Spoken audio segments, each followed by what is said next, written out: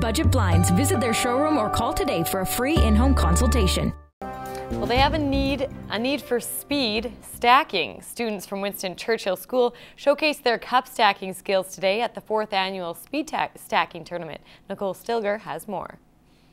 Concentration is in full force at Winston Churchill School as 158 students put their hand-eye coordination to the test.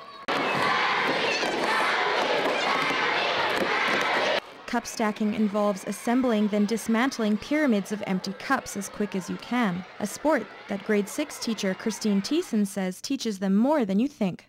Works both sides of your brain, and I always find that kids can concentrate way better after they've done some speed stacking. Besides them having to learn a skill and perform under pressure, we really focus on sportsmanship. So, sometimes there's winners and sometimes there's losers in life in itself, right? It's a lot of fun. Like at first I was kind of skeptical on how could this be a sport? And that's always everybody's first opinion. And then they see it and the kids are so into it. They get so excited.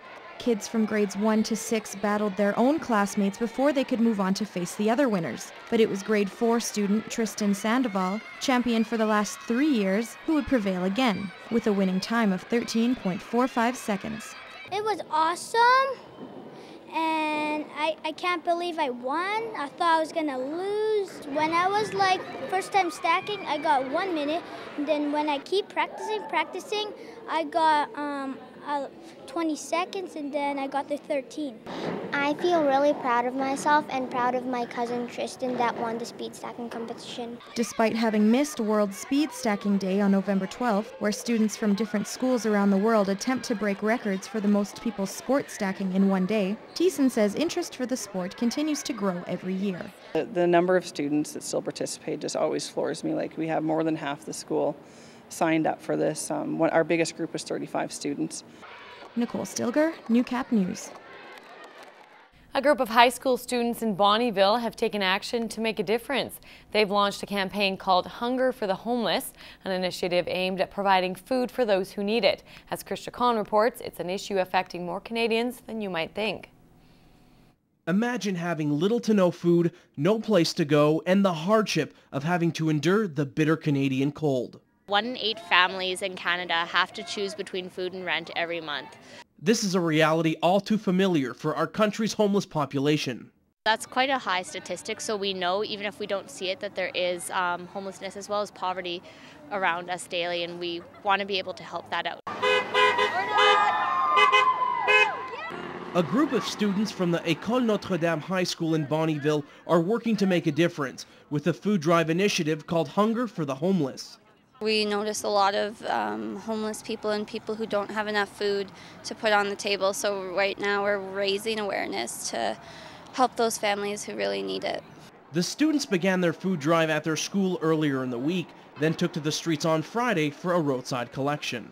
The students are outside. They're going to be outside pretty well the duration of the night. We're collecting lots of food bank donations, and then we're going to give it all to the community. According to stats from Canada Without Poverty, 4.8 million people have little to no means of support, and over 500,000 children live in conditions of poverty. A statistic no one wants to hear, but one these students are working to improve. Krisha Khan, Newcap News. For more than 50 years, whooping cough has been preventable with a series of shots given to children at a young age. Still, every once in a while, the contagious condition has had an outbreak, and this week's Retrospect, Jeremy Thompson has more about a particularly concerning Lloydminster outbreak back in 1990.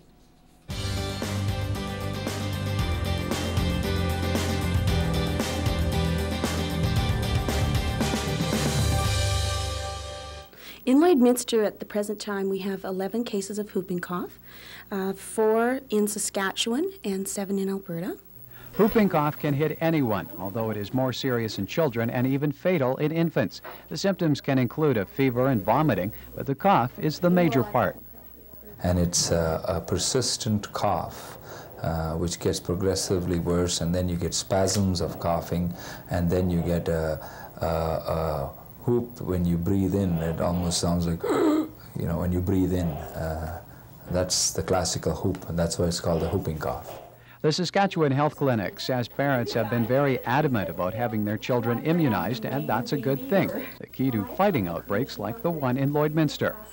Prevention is usually given by the immunization that people get or children get when they're 2 months, 4 months, 8 months, and 18 months of age, and then preschool. There is one major reason the city of Lloydminster has been hit so hard. As our population is more transient, we're more able to travel from area to area. It's much easier for us to become in contact with individuals who may have had the disease, and of course when you come back home, if you've picked it up, then spread it to other people.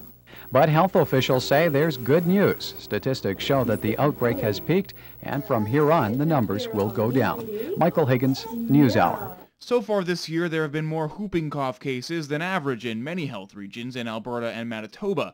Dr. Raf Saeed hasn't seen any in his clinic yet, but says there is a clear reason for the spike elsewhere. Well, it's because some people choose not to immunize their children, and for various reasons. There's so much information on the internet nowadays, and much of that is contradictory. There's two sides to every coin.